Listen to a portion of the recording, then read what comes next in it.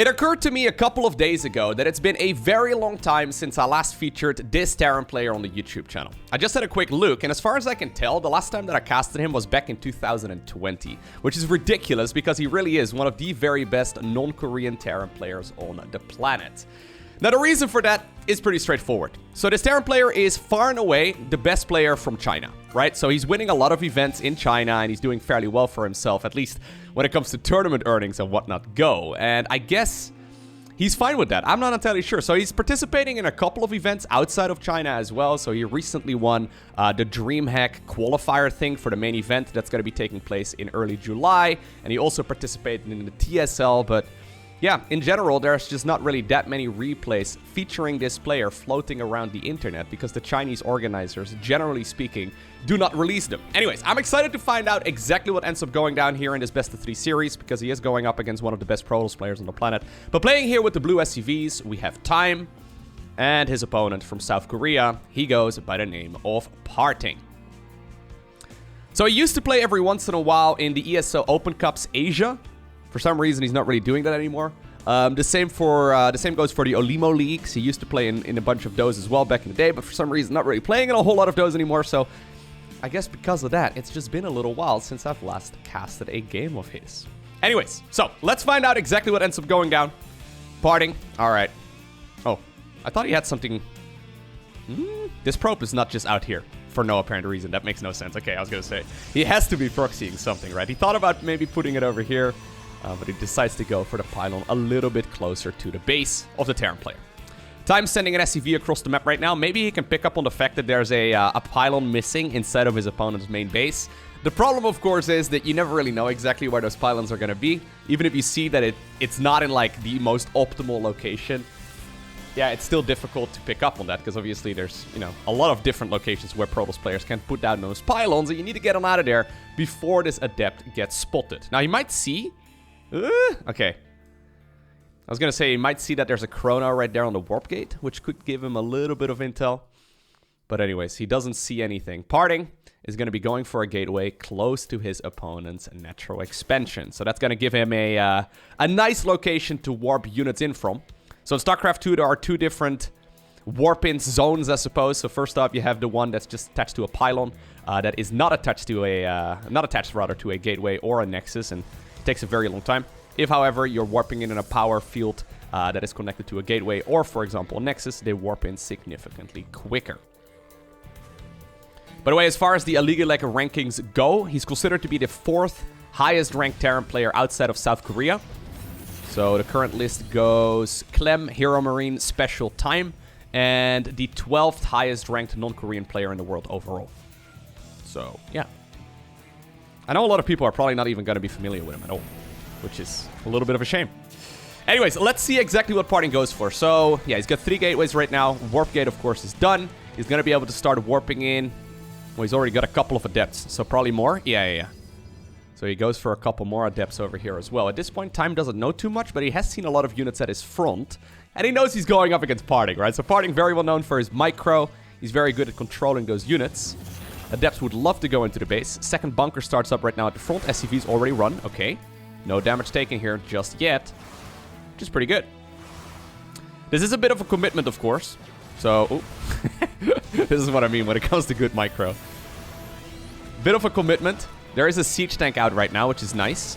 Can he go into the bunker? I don't think he's going to fit. Oh my god, he actually popped the other Marines that were already inside of the bunker out on the other end. He's hoping that that second bunker is going to finish up, and it will. Nice little bit of control. That being said, I mean, there's already 6 SCVs going down here in total. One Stalker goes down there too. And this is it's a commitment from the Protoss player, but it's definitely not an all-in. I mean, you want to get damage done. You don't want to lose those units for free. You can always recall them if you really needs to.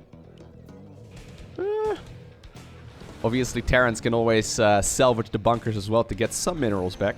But yeah, he decides to recall the Stalkers to get on out of there while securing a 3rd Nexus. Cute micro there from Time, but yeah, still loses a bunch of workers there in total, which is not what you're looking for at all. He did go for the double barracks opener, so at the very least, yeah, he's going to have quite a few units here available for him going forward. Okay, now. I mean, it's a PartinG game, right? It's a Protoss versus Terran featuring PartinG. I'm pretty sure he goes for Blink. every single time.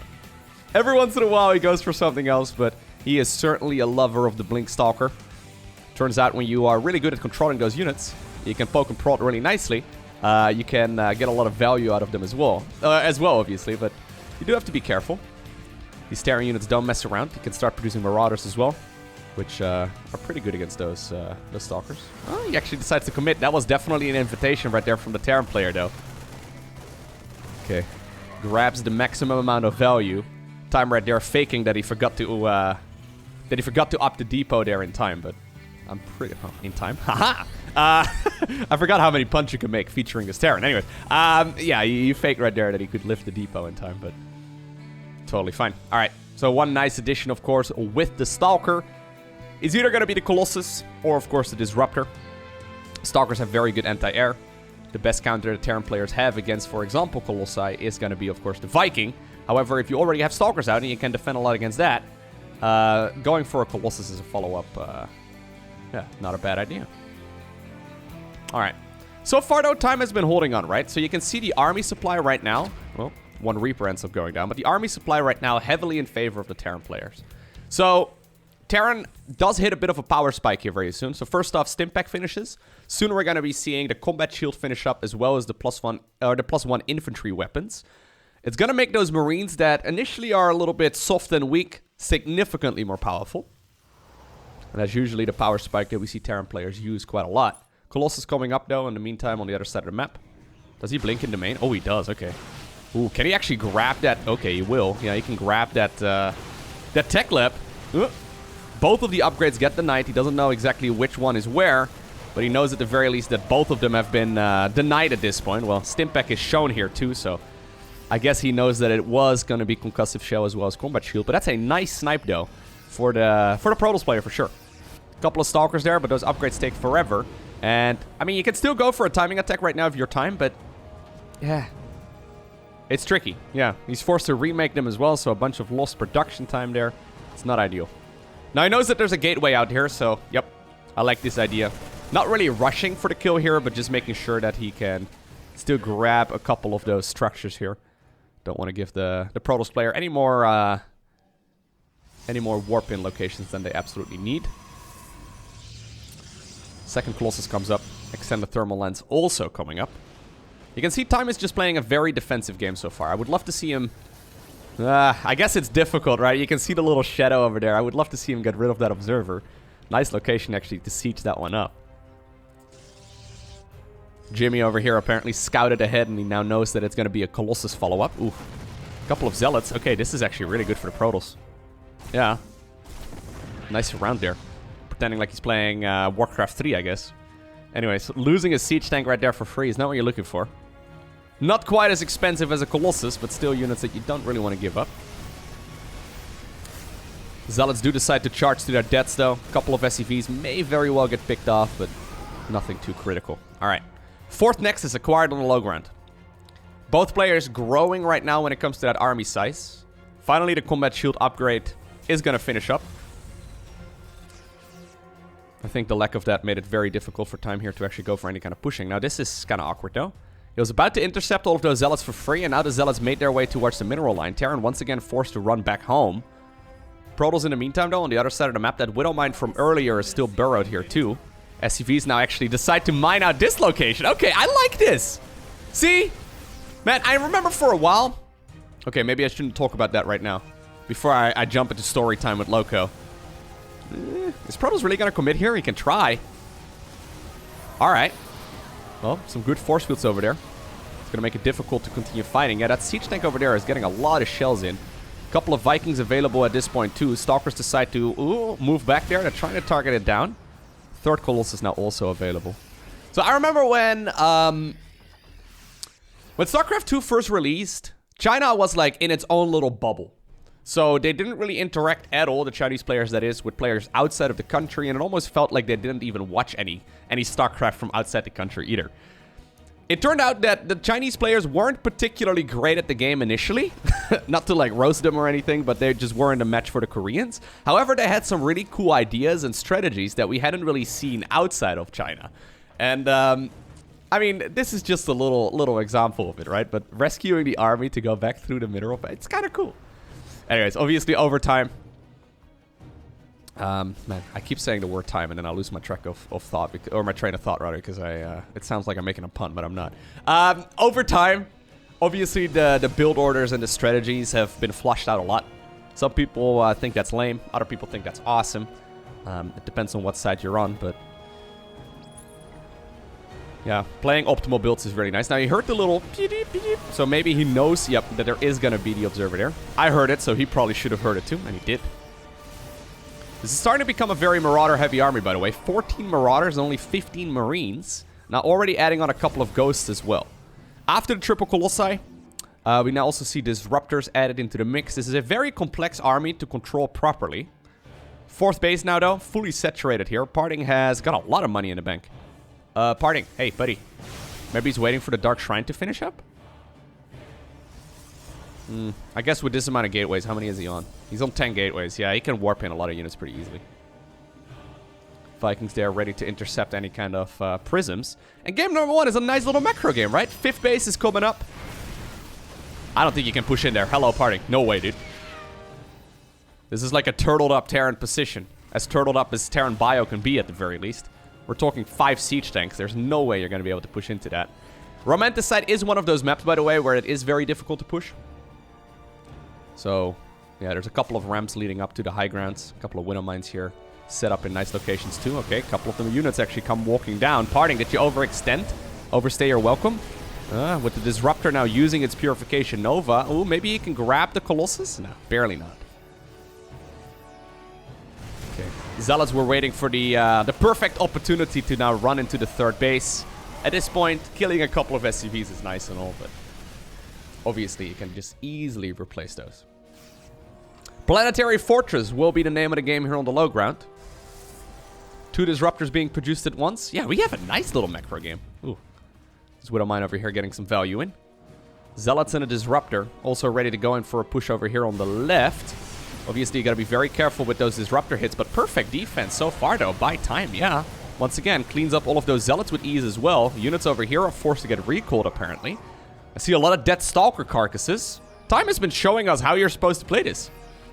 I mean, I know there's going to be some salty Protoss players looking at this and like, all they're doing is just no, that's not what they're doing, and you know it. It's very difficult to not accidentally die. Well, unless you're that ghost.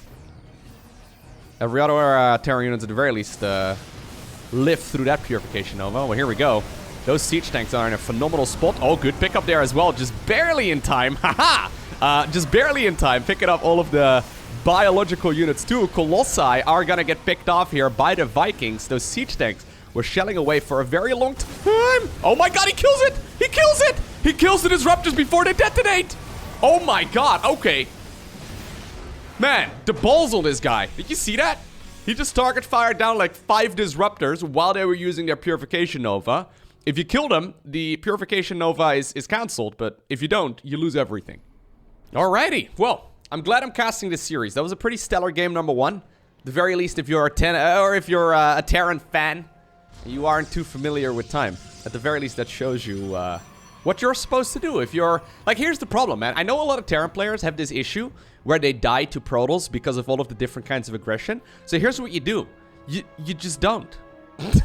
Just stop losing and start winning. Duh. No, but seriously, the way that Time played that was really nice, right? Didn't really seem to be in a whole lot of trouble there in general. He ended up defending that first adept aggression quite well. I mean, he lost like 6 SCVs if I recall correctly, which is not ideal, but as a follow-up, he didn't really die to the Stalkers. He didn't really die to the Colossus timing attack. That being said, if I'm being perfectly frank with you, Romanticide is the best map for that kind of style. So Romanticide kind of reminds me of Death Aura from the previous season, where you can relatively easily take your expansions, and it's really difficult for your opponent to actually punish that because there's 2 ramps leading up. Yeah, technically speaking, you can open up rocks and mine out mineral patches to make the attack paths a little bit more difficult, but in general, when Terran has that high ground secured, it's difficult to break through it. That being said, Time did show us how you're supposed to do it, and playing to the map's strength is, yeah, it's smart, right? There's some people that get really upset whenever they see that sort of thing happening, but Yeah, playing to the map strength. Seems smart. Yo, PartinG. Hello. Okay. PartinG is feeling cheesy. I don't mind it. I'm assuming Time watches a lot of Korean StarCraft, right? And a lot of StarCraft outside of Korea in general. Every once in a while there's cheeses. So I think this has to be a Stargate cheese. Yep. Every once in a while there's cheeses that pop up in StarCraft that require a very specific approach. And this is almost like PartinG testing his opponent right now. Zealot walks past the SCV, which certainly was spotted. Cybernetics Core not researching Warp Gate, and there's the first shield battery coming up. This does get spotted at this point here for Time. Cancels the command center. Okay, so you do need a very specific response to deal with this. I've seen a couple of different ones. Okay, the bunker is a good choice. Second bunker also goes up. It seems like most people go for a tech lab over there, rush out a Cyclone, and then eventually go into like the Cyclone upgrade as well as like a starport, producing either a medevac to go for a marine counterattack, or of course go for that that Viking army, right? I believe most people do go for a reactor over here though, don't they? Maybe the gas was a little bit late. I think Time actually has to saturate that one here pretty soon. Okay, Reaper in a little bit of trouble. He's very busy microing that one, and it does get picked off. Void Ray is going to be chrono boosted out. Only a single shield battery so far. Okay, tech lab. Tech lab on the factory, that is. Ooh. He doesn't have that much army. Am I going crazy here? Making Marines one at a time does not seem to suffice. Oh my god. Yeah, so basically what you do here as Terran, or sorry, as Protoss, is you try and just keep those Void Rays alive. Eventually, you can even switch into Tempest if you really want to go completely all in. But honestly, I mean, there's going to be a second Void Ray available very soon. He's already going to be able to supply block the Terran here quite efficiently. That's going to be a temporary supply block, but this depot is kind of late. That one is also only halfway done. 3 more shield batteries finish up over here. There's no production right now for the Terran player, at least as far as Marines go. Adept gets in the back of the mineral line, and this is one of those pushes that requires a very specific approach. And if you don't do it perfectly, you just kind of die. And I think that's what we're seeing over here. I am by no means a Protoss versus Terran expert. I mean, I'm decent, but I've executed this push a lot as Protoss. I'm sorry to the Terran players watching this. I've executed this push quite a lot as a Protoss player. And whenever you're like... Oh my god, if you can kill that, that would be amazing. Whenever you get into like a good spot, yeah, right from the get-go, and you can kill the depot for free, and you get the shield batteries up for free, and all the rest of it, right? And Terran makes like one little blunder early on. You just kind of win. So here's the thing, right? Here's what Protoss can do as a follow-up. They can go into the Fleet Beacon and then into Tempest. And there's this transitionary period. 12 Pylon, man. He's playing super aggressive this series. There's this transitionary period, I guess, when you're going from the Void Ray into the Tempest that can be a little bit shaky. But the problem is, most of the time, Terrans will transition either into Vikings or into Cyclones. And once you have 3 Tempest, you can one-shot all of those units quite conveniently. And, I mean, it doesn't matter if you have the lock-on upgrade there in the tech lab for the Cyclones. You can just, yeah, get a whole lot of work done. Just making a bunch of Void Rays and Tempest and shield batteries. Nice game right there by PartinG. You have to respond very cleanly if you want to deal with it. Anyways, so PartinG decided to go for the 12 pylon here, and a very quick gateway as well. Not entirely sure what he's got in store for us, but once again, double gas here as a follow-up. So it indicates to me at the very least that he wants to get something done. I guess we'll find out together. Anyways. Yeah. Hesitation is defeat, right? I don't know how many of you have played Sekiro. Fantastic game, by the way. Highly recommend it. But there's a, well, I guess I can spoil that. There's a final boss in that game that's extremely difficult. And whenever you lose to him, which I did for about 6 hours straight on the live stream, it was very painful, he rubs the salt in by saying, hesitation is defeat. And I've heard that line many, many times. The problem is, right, that he's right. The same goes for that sort of defense when you are the Terran player. Anyways, PartinG's like, you know what? That seemed to work quite well. Let me do it again. I'm assuming that's on purpose. The 2 out of 3 in gas. There we go. Yep. So PartinG probably looked at that and thought, okay, that was not the way you're supposed to deal with it. That's so awkward, man. So you don't actually attack move either the SCV or the Zealot. So they've definitely spotted each other. Alright. So once again, he knows he needs to start looking. Do you not go for the reactor right now as a follow-up? I'm not actually entirely sure. Double bunker once again. So time apparently feels good about it. He was late on saturating that gas previously, which kind of sucked. So he sees right now what's going on too. He wants to kill the probe. Yeah. Zealot already at the front though. A couple of units will be pulled. If this is the way that PartinG wins the series, I'm going to be a little bit sad. Oh. Ha! Just barely in range. I don't know if that's great though. No, I don't think it is. No, you don't want to lose it. Okay, well, he loses the Zealot. Adept did get in, though, but decides to not go for that commitment. Tech Lab, once again, saturates the gas entirely this time. Okay, so that was a misplay previously. Same on the other side of the map. He has filled up that gas, guys. So Adept right now inside of the base. He's right between the mineral patches here, which makes it difficult for these Terran units to get a good service area on him. But it looks like this one will also end up going down. So this is already looking a little bit better here for our Terran player. Okay. I hope for the Terran's community's sake that this is going to be a win for the Terran, because otherwise there's going to be some really salty people. So, these Marines, I mean, I would not mind seeing them pop out of the thing for a little bit, but you can see so far he's buying enough time here with these 3 SCVs, just repairing this this depot back up. Yeah, this is looking much nicer here for our Terran player than it did previously. There's the Cyclone. Second Cyclone comes up. He's going to go after the shield batteries right now instead. Already 1 depot ahead, I suppose. Would not mind seeing another depot start up, though. Because that could be a little bit risky. Okay, he starts up another one right now. Starport now also. Okay, so this is looking much nicer. So I don't think you need the reactor necessarily. For a while, people were making that reactor, but... So he's buying a lot of time, right? So what exactly is the follow-up going to be at home? Okay, so PartinG recognizes that he's probably not going to win with this push right now, because there's going to be a lot of Cyclones and they have their upgrade. And rather than going for the Tempest follow-up, he decides to now go into the Twilight Council instead. So I wouldn't be surprised at all if he decides to go for his beloved Blink, right? Or even Dark Templar. There's a couple of options you have. Okay, so once the red lights go on, the Cyclone drivers will find like a little button on their dashboard and they'll push it and the red lights go on in the Cyclone and all of a sudden their mag field accelerator upgrades there. Once that happens, these units are gonna, there you go, are gonna be much better when it comes to cleaning up those Void Rays. Okay, he gets the lock on right now. Need to run out of range. He will. Good control here so far by PartinG, but the problem is, right, he's only got so much healing here on the shield batteries, and every single time we see this exchange, yep, this is a small advantage here for the Terran player. So all of these units will go down eventually. Bunker right now gets salvaged. I think he can salvage the second bunker as well. The only problem here is that there hasn't really been any kind of counterattack for the Terran. So he does go for the full-on timing attack, or sorry, counterattack right now. Command center starts up on the low ground. He's going to start rallying a couple of the units across the map as well.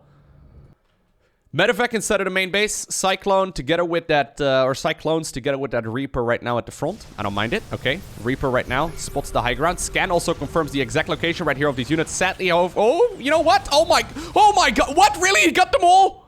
I was going to say, sadly there for time, he did not actually target fire down one of the Void Rays.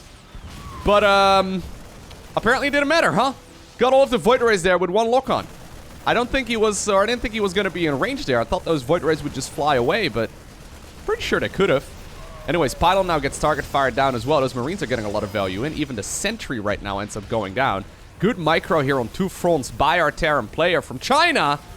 Look at this Mat Lad. Even scans right now as well, just to get vision right there with those Cyclones to kill that Stalker that was inside of the main base. And at this point, I think you just set your rally point over here. You just try to maximize the amount of damage you can do. Okay, 1 Cyclone goes down.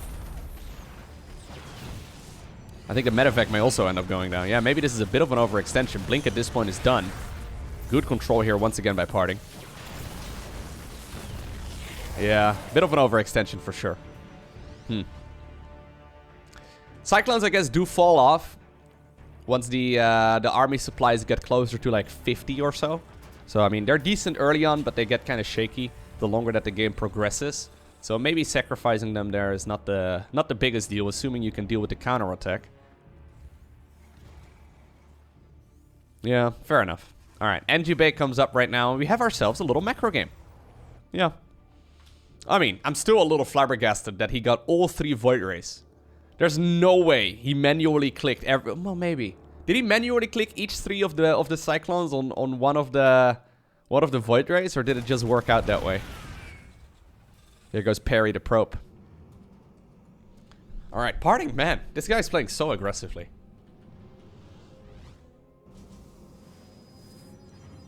So, Gateway here added to the Stargate. That means we're gonna get some speedy warp-ins. He does not have any kind of high ground vision here at all. So, I don't know exactly what he plans on doing with these units, because he can't really blink into the main base. Bunker's still set up over there too, which I actually kind of like. Even Time at this point is assuming that his opponent does have high ground vision, but that means that he's going to try and brute force, I guess, through the front. So he's got... Maybe he can do... No, Hallucination is not even enough energy right now. Yeah, so Stalkers would blink at the front. What are you going to do? Kill a bunker? Congratulations, dude. You've killed a bunker. Wow. He's not going to kill this. No way. Yeah. Cancel there as well by time. Just barely in time. Ha ha ha! The Protoss was trying to PartinG his bait. No, I tried. Someone in the comment section can probably make a better pun about both of these players' names. Does he just engage without charge? I guess the Zealots dealt a little bit of friendly fire there with siege tanks and stuff to the bunker. There's no way, PartinG. Yeah, this is not going to do anything, my man. So he goes Robo right now. This feels a little bit desperate. Yeah, he goes charge right now together with the Robo. I would love to see a third base. I think you need a third base. There's no way you're going to make this happen without a third. This is not a... There's 4 siege tanks already, man. There's almost as many siege tanks as Stalkers. Well, okay, not quite, but...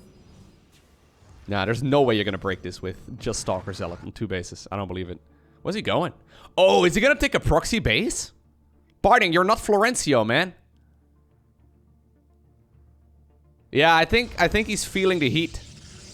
Pretty sure PartinG at this point is trying to sell the story that he's going to go for a 2-base all-in. It's not that time is really scouting, though.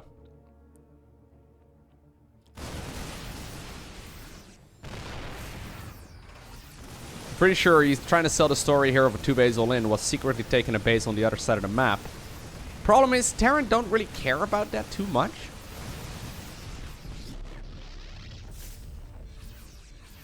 I don't even know if PartinG can afford it, to be honest. He goes robotics facility right now, which I like. Stalkers coming in around the back. Okay, that's awkward. Free 400 minerals? Nope. Oh my god. PartinG cannot catch a break here. Very fast play here from time, though. Yeah, look at that APM. Not bad. 428. Average actions per minute this game so far. Okay, so the Stalkers get into the main base. Gets a siege tank, okay. Recalls a couple of the units at the very least out of there. Yeah, I don't like it, no. Okay, so he starts up the base right now in the bottom right. Scans will here reveal that time is going up against 2-base Protoss, although it could be this one, taken on the low ground too. Disruptor is going to be the name of the game here. We do have a ton of shield batteries at the front, but as we all know, shield batteries are pretty good. Even though PartinG apparently has a dream of having a proxy base in the bottom right, I'm not sure if it's going to happen. SCVs have now been pulled away from the mineral lines as well. Look at that. So time is going to go for an all-in. He's like, wait a second. You've been all-inning me for like the last 5 minutes! Oof. Let me see if I can get some work done. Decent hit right there on the Disruptor. SCVs obviously can soak up a lot of that damage, but it also allows those siege tanks to just roll much further forward. A couple of Zealots coming in from the side as well. Luckily, over time, he still had all of the units right on top of the siege tanks, so the siege tanks will live. Purification Nova once again nips a couple of Marauders and Marines in the butt. Second one of the Disruptors gets sniped, and I'm pretty sure that time just did it. All right, that was actually a really good series. Yeah, so at the very least, we know that time still has it. He just played straight up against PartinG. And while game 2, I mean, the margin for error in that second game was tiny, right? Just one little slip up and you lose. Overall, he looked, yeah, better, right? Not really running into a whole lot of problems here. Just looking superior here to his Protoss counterpart. Hope you enjoyed watching this video. If you did, hit that like button down below. If you want to see more, hit the subscribe button.